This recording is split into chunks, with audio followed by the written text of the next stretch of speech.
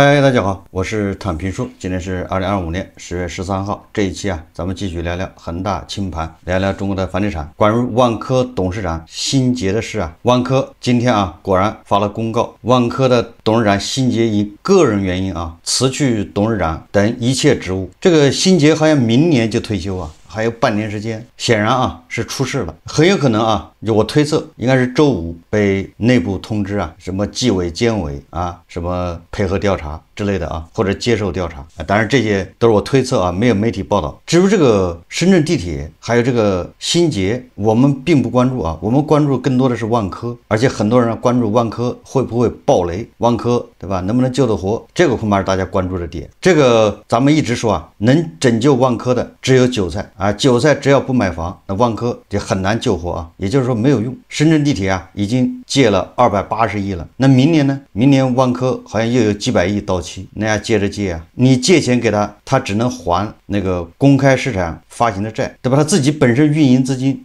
还有供应商欠的钱，职工工资对吧？职工的那些什么跟投的钱，乱七八糟的那些钱他没法还他自身现在也不能造血，房子卖不动，房子卖掉也是赔钱，对吧？手上持有的资产都在缩水，你说怎么救？那这个辛杰什么原因这个叫犯事吧，应该跟万科的这个事情不大。当然我没有去查我不知道这个当年姚振华要强行入主万科，然后万科不同意，对吧？王石跟那些管理层反抗，然后后来这个深圳国资委、深圳地铁入主万科，那这个事情辛杰有没有参与？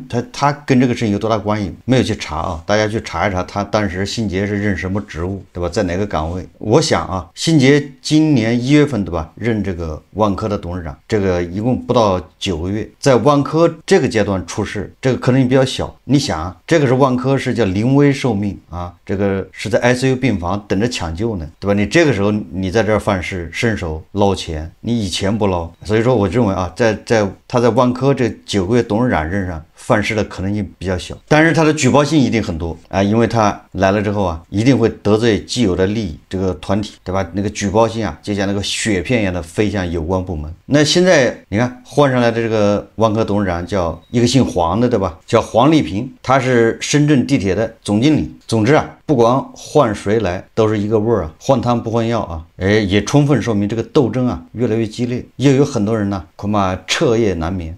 我是建议我是希望有关部门要好好查一查万科。既然万科的大股东一直是国资，对吧？他之前是那个叫华润嘛，本来一个非常绝好的一个私有化是吧过程，在二级市场这个姚老板真金白银的去买股份，把自己买成大股东，不允许。结果现在大头来给万科擦屁股，这屁股擦不干净，这窟窿有多大这窟窿是怎么造成的呢？咱们以前说过你看万科这个管理层一边喊着让万科活下去，一边继续扩张。为什么扩张呢？扩张是符合这些经理人的利益，对吧？得有活干有工程你收缩那大家都没好处，没有钱，没有工程，没有项目，那怎么对吧满足个人欲望呢？所以应该好好查一查，这10几年20年持续掏空万科优质资产和利润的这些人，对吧？他们打着混合所有制的幌子，把成本由万科来背，利润好处由内部人私下瓜分，通过各种供应商，通过各种销售公司，通过各种贷款公司大家还记得吧？以前还有一个姓祝的那个老总在外面成立一个贷款公司，专门给万科贷款，肥了自己，亏了大头。那现在看就是亏了大头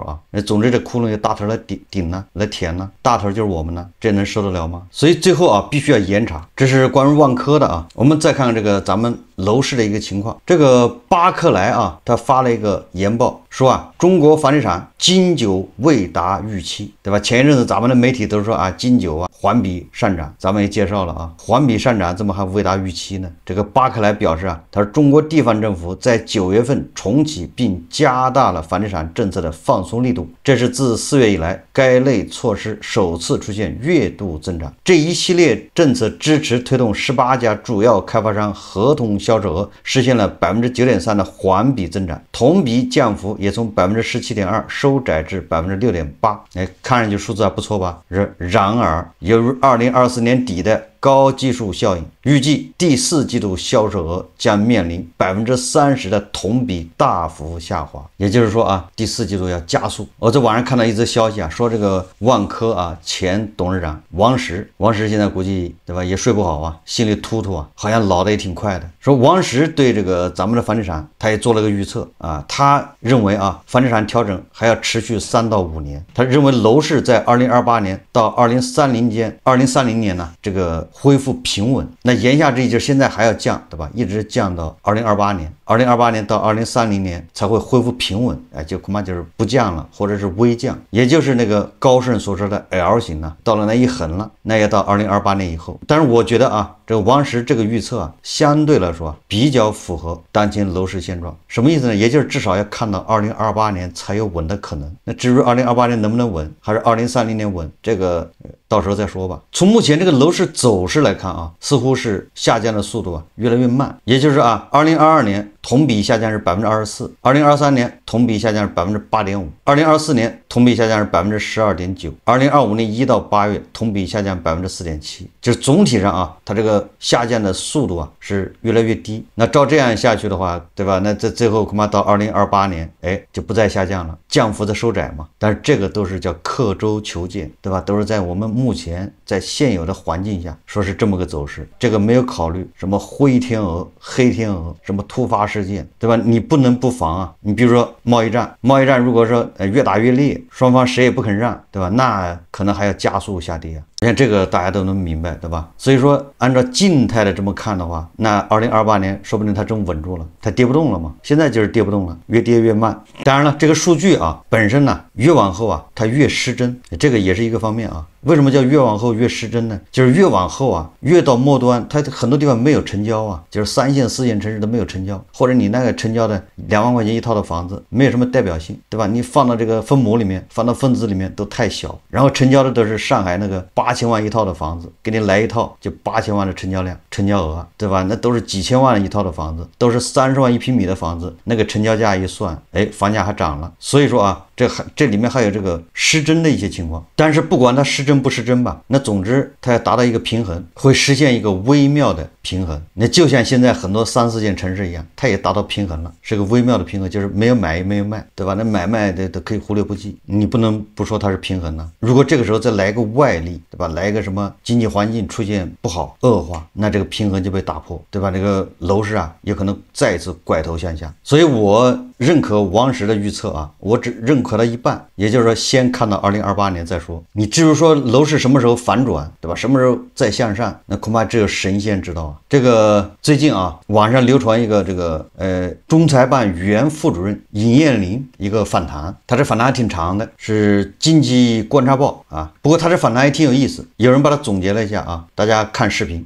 中财办原副主任尹艳玲在接受经济观察报采访时，谈到了产能过剩、房地产市场、社保和收入分配制度改革等诸多敏感问题。透过这次访谈，我们得以窥探高层的想法和意图。接下来，我就给大家简要总结一下这次访谈的核心观点。对于反内卷问题，尹艳玲认为，反内卷存在着扩大化的现象。反内卷反的是部分行业的恶性价格战，不是所有行业、所有价格竞争都属于内卷。目前内卷主要集中在民营企业占主体的新兴行业和互联网行业。反内卷要依法依规，少利用行政干预，多发挥市场机制。尹艳玲认为，内卷的根本原因在于产能过剩，而产能过剩的症结在地方政府为了 GDP 和财政收入，想法设法保护重复建设产能，并在过剩时阻碍辖区内产能出清。若不能解决非市场逻辑，产能过剩问题就会反复出现。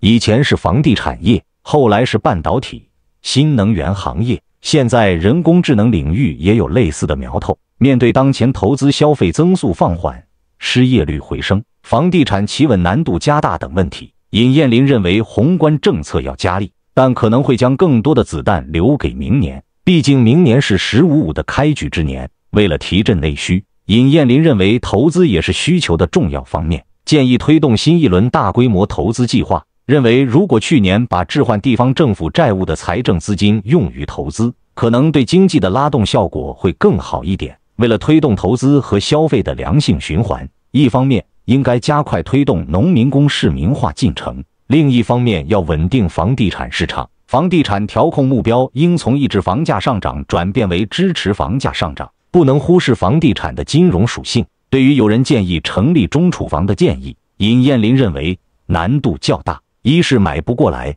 资金需求量太大；二是不好操作，要谈拢价格难度非常大。从整个宏观经济来看，尹彦霖认为，相比股市，稳定楼市的必要性更显著，房地产对投资、消费的带动效应更强、更直接，对改善地方政府财政状况、修复居民和企业资产负债表的作用也更有效、更直接。因此，稳定房地产市场是提振需求的突破口。与大多数学者的观点不同，尹彦霖认为，中国民众在房地产领域的高资产配置是长期理性的选择，不能简单的认为是配置比例过高。面对当前消费萎缩、收入下降、消费进一步萎缩的循环萎缩困局，仅靠经济自身很难打破这个恶性循环，需要通过收入分配改革，提升劳动者的收入，比如降低个人所得税、降低社保缴费率等。另外，尹彦霖认为，面对当前消费萎缩、收入下降、消费进一步萎缩的循环萎缩困局，国有企业的经营压力会越来越大，若不再推进相应改革，就有可能出现国有企业大面积亏损的情况。为此，国有企业应主动退出医疗、教育、文化等领域，向民营资本开放，提振民营企业投资。这个仲裁办的原副主任尹彦霖啊，他说啊，房地产调控目标应从过去的抑制房价上涨转向支持房价上涨。说实话啊，他的整个访谈里面，除了这句话这个观点我不认可之外，实际上它里面很多东西啊说的都非常有道理。大家可以仔细看一看、听一听啊，甚至它里面好多这个说法跟我以前做的节目里面那个说法是一致的，对吧？也就是说啊，你看看给人的感觉就是，你看这些干部一退休之后，似乎就开始说人话，说话接地气了，对吧？你只要不看他这句话啊，从抑制房价上涨转向支持房价上涨，把这句话你忽略掉，你就发现他讲的是不是非常有这个非常接地气。这个尹彦霖他在这个访谈中他说啊，他说那个针对啊要改革紧迫性比较高的这些措施，他说至少有3个方面，一个是收入分配体制改革，还有一个就是投资体制改革，你看看都是咱们经常说的。他说另一个是财税制度改革，主要目的是进一步理顺中央政府与地方政府的关系，明确地方政府事权与财权，增强地方自主财力。你把这些关系没捋清呢，那导致什么呢？导致地方我要 GDP， 那我就得闭着眼上新能源汽车，上完之后就闭着眼生产，对吧？你说产能过剩，你说卷，你为什么不让上海停呢？为什么让我们停，对吧？我们难道不要工作了吗？我们不要就业是吗？我们不要 GDP 是吗？对吧？有的就说了，那你为啥不让安徽停呢？那安徽的悄悄摸摸的，对吧？都已经成了汽车出口第1大省，偷偷摸摸的已经变成中国汽车第1大省。安徽生产的汽车已经跟德国生产的汽车一样多，比它还多。那人家就说了，你为啥不让它停啊？我们这刚起步，你让我停，你让我压产能，是不是这个道理？这个尹彦霖还说啊，他说过去土地收入一度是地方政府重要财源，也导致地方政府对房地产市场的严重依赖。房地产投资下滑后，非税收入大幅增长，还出现了远洋捕捞等现象。你看看啊，他可是仲裁办的副主任呢，原副主任呢，讲这样的话，就退休之后敢说了啊。当前需要通过税收制度改革，如消费税改革，为地方政府提供更稳定的财源，同时需进一步理清地方政府事权，明确哪些责任是中央政府的，哪些责任是地方政府的，中央政府的事权，中央财政兜底，不能留给地方。这个我记得我在有一期节目重点就说了这个，大概讲那个新能源汽车内卷。为什么说内卷你解决不了？因为你这些问题你不给他捋顺，你光要求，对吧？你行业主管部门要求别人，你少生产一点，你连落后产能你淘汰，人凭什么淘汰啊？银行贷款还没还呢，你帮人家还吗？对吧？还有一个就是为什么消费刺激没用呢？对吧？为什么中央一说刺激消费，那到地方就会执行走样，对吧？有的地方就开始套取这个刺激消费的这些资金，就是因为你消费的越多，是生产这个产品的地方人占便宜。就是你比如说对吧？武汉你茅台喝再多，那当地占不了什么便宜啊。贵州那边高兴啊，对吧？你甘肃你特斯拉买的再多，你甘肃也没占着什么便宜，那倒是上海挺开心的，就是这个道理啊。但是你要是改成消费税的话，那地方政府就有劲了，因为你消费的越多，他收的税越多，对吧？地方政府他就有那个动力去刺激，哎，他们想办法去刺激消费。这个上面说的这3个方向，应该就是未来5年改革重点，且均为中央改革路线图中既定方向，那就看结果吧。未来5年呢，所以我们再回到啊，这个尹彦霖说的啊，从抑制房价上涨转向支持房价上涨，我觉得他这个说法不对，就是房价上涨它是一个结果，你把事情做好了，房价该涨它自己涨，也就是让市场的决定，就是你尹彦霖他自己主张的这些东西，哎，如果真的做到了，那房价它自然上涨，对吧？你不能人为的再去支持房价上涨，什么抑制房价上涨，这个计划这个痕迹太重，对吧？就忽略了市场自我调节。但是这个里面你看尹彦霖他接受访谈的时候，他也说了很多市场调节，但是到这个房价这儿，他也变成要支持房价上涨，所以绕来绕去啊，说来说去还是离不开计划，还是由计划是底色。偶尔说出一些市场配置的吧，市场调动资源这些话来，那它下面夹带的还是计划，所以这个就是比较尴尬、比较分裂的地方。所以你看他话说的其实有道理，但是大家绝对是不认可的。什么还支持房价上涨？所以我认为房价上涨是个结果，对吧？如果韭菜收入涨了，对吧？大家的收入都在涨，那房价自然会涨。韭菜的收入跌了，韭菜收入不涨，对吧？韭菜找不到工作，没收入，你就是让房价涨，它也涨不起来，你支持它涨有什么用啊？你看啊，这个尹彦霖他也反对专家的那什么收储，对吧？哎，地方发债把房子买了，这基本上就是瞎胡闹。买地也一样啊，这是反人性的。这说明什么呢？实际上这就说明了啊，这上层啊有懂的人，有明白的人，但是啊，为什么会出现这个现状，对吧？这个现象咱也说不清楚。最后我们再看一看啊，这个中国房地产报道啊，说上海投资客豪购12套房产，哈尔滨二手房市场现抄底热。昨天说东北鸡西是吧？黑龙江鸡西153块钱1平米的房子，对吧？一套房子1万块。今天又报道上海豪客啊，跑到哈尔滨买12套房子，看看怎么回事啊？孙先生最近又在哈尔滨购置了一处房产，这已经是他购买的第12套房子了。这些房子每套总价在10几万到20多万元间，经过简单装修后，最终每月以1300元到1500元价格再租出去。他这个说法我表示怀疑啊，因为你想10几万块钱的房子，一个月能租1300，总感觉哪儿不对劲啊？你在北京几百万房子才租4000、5000块钱，哈尔滨10几万的房子、20万的房子能租1500，那200万呢就能租15000，400万呢就能租3万，开玩闹呢吧？这不是？就这个数字我不太容易让人接受啊！就你总价才20万的房子嘛，要不然地点不好，要不然房子小，或者是怎么着的吧？换种说法吧，我每个月1500房租，一年就是18000，那这房子总价都不到20万，那我为啥不买呢？我这租个5年的房子，那10几万的没了，对不对？孔先生目前定居上海，对于在哈尔滨购房，他认为这里的房价洼地优势明显，兼具投资潜力与宜居价值，手里有个200多万元，这点钱在上海买一套房子都费劲，这差不多啊，放在银行吃利息也没什么意思，这没毛病啊。这个200万你存银行存定期啊，现在是1.55%，3年期，200万你一年也只有，对吧？应该是3000块，3000多一点，一个月合着就300块嘛，大概这么点利息啊，3000应该是一个月不到3000块。他说啊，还不如在哈尔滨买些房子，出租大概10年左右就能回本。申先生并不是传统意义上的炒房客，他主要在投资哈尔滨的老破小，最后通过出租获利。像孔先生这样的投资型客户，我接待了3个，这几个月他们共买了近30套二手房。哈尔滨大盛地产经纪机构一门店店长王小敏告诉中国房地产报记者，比如已经在广西北海定居的刘先生，通过经纪人视频带看房子后，委托当地亲属签约买了房，之后房子装修、购买家具电器、对外出租等业务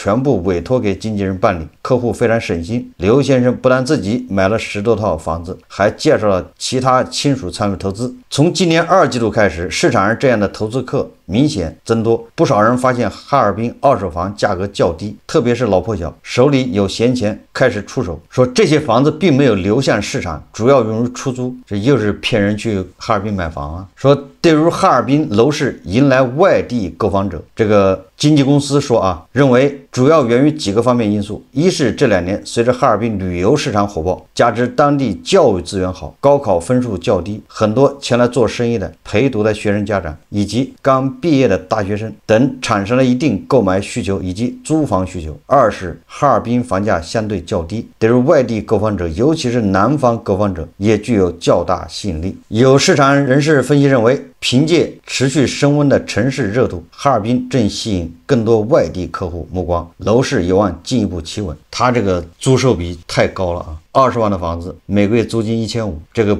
难以想象啊！